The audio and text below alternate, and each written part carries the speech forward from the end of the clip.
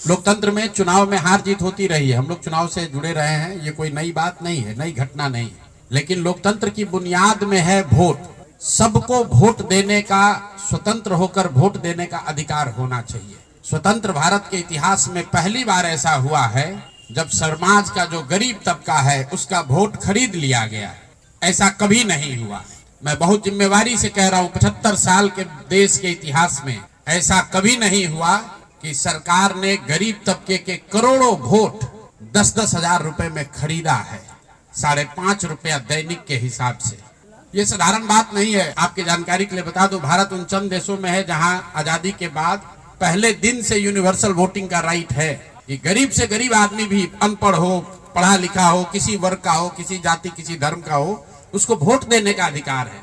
America जैसे देश में अधिकार मिलने में 10 को लग गए।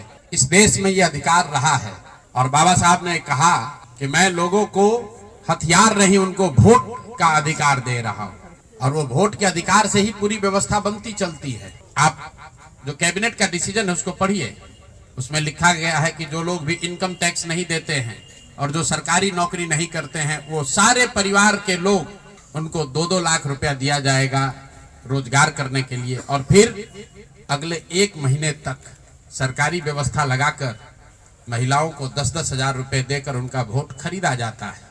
उनके पीछे सरकार की व्यवस्था लगती है, वो पैसा लेकर बदल ना जाए।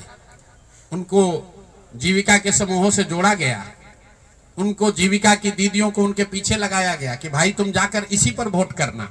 ये हुआ है तब आपको ये प्रचंड बहुमत दिख रहा है। कल गांधी मैदान में लोग शपथ ले रहे हैं, सुचिता की शपथ ले रहे हो। हम लोग नीतीश कुमार को ईमानदार व्यक्ति मानते हैं। मैं व्यक्तिगत तौर पर उनसे जुड़ा रहा हूं, व्यक्तिगत तौर पर ईमानदार। लेकिन ये ईमानदारी की कौन सी परिभाषा है? सिर्फ कॉन्ट्रैक्टर से और ट्रांसफर पोस्टिंग में पैसा लेना ही बेईमानी नहीं है। संविधान में जो बात लिखी गई है उसकी अवहेलना भी बेईमानी है। और ये सिर्फ बिहार का मसला नहीं है, पूरे देश के लोगों को ये बताना चाहता हूं, ये बिहार के चुनाव के परिणाम, आप इसको गंभीरता से लीजिए। ये जनसुराज का मामला नहीं है। अगर ये चीज अलाउ कर दी जाए तो देश से लोकतंत्र खत्म हो जाएगा। कोई भी दल जो सत्ता में है वो कभी चुनाव ही नहीं हारेगा। किसी भी सरकार के लिए 15, 20, 30 हजार करोड़ रुपया कहीं से कर्ज लेकर भी बांटने में कोई दिक्कत नहीं, कोई कर सकता है।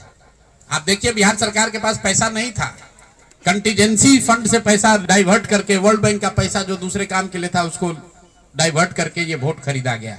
और मैं बिल्कुल गंभीरता से दावे के साथ कह रहा हूं, कैमरे पर कह रहा हूं कि सरकार ने ये 10-10 हजार रुपए में वोट खरीदा है। अगर मैं गलत कह रहा हूं तो सरकार हम पर केस कर दे, हमको जेल में डाल दे, पीछे हटने वाले नहीं। गांधी जी ने जब अहिंसा की परिभाषा लिखी है तो उसमें लिखा है कि अन्याय का प्रतिकार होना चाहिए। हमारा कोई द्वेष नहीं है, हमारा कोई झगड़ा नहीं, हमारी कोई लड़ाई नहीं है, लेकिन ये अन्याय है। ये अन्याय जनसुराज के लिए नहीं है, राजनीतिक दलों के साथ नहीं है, कैंडिडेट के साथ नहीं है जो जीते और हारे। ये अन्याय उन गरीब लोगों के साथ है जिनको आपने 10 हजार रुपए का लालच देकर उनका वोट खरीद लिया, उनके बच्चों के पढ़ाई का हक छीन लिया, उनके बच्चों के रोजगार के सपने को छीन लिया। ये अन्याय है और उस अन्याय के सामने हम लोग झुकने वाले नहीं है, जनसुराज झुकने वाला नहीं है। इसीलिए एक दिन का आकर यहाँ मौन उपवास किया है ताकि उसी धरती से, उसी गांधी की सोच से प्रेरणा ले सके और पूरी ताकत से, ईमानदारी और शुद्धता से इस लड़ाई को लड़ सके।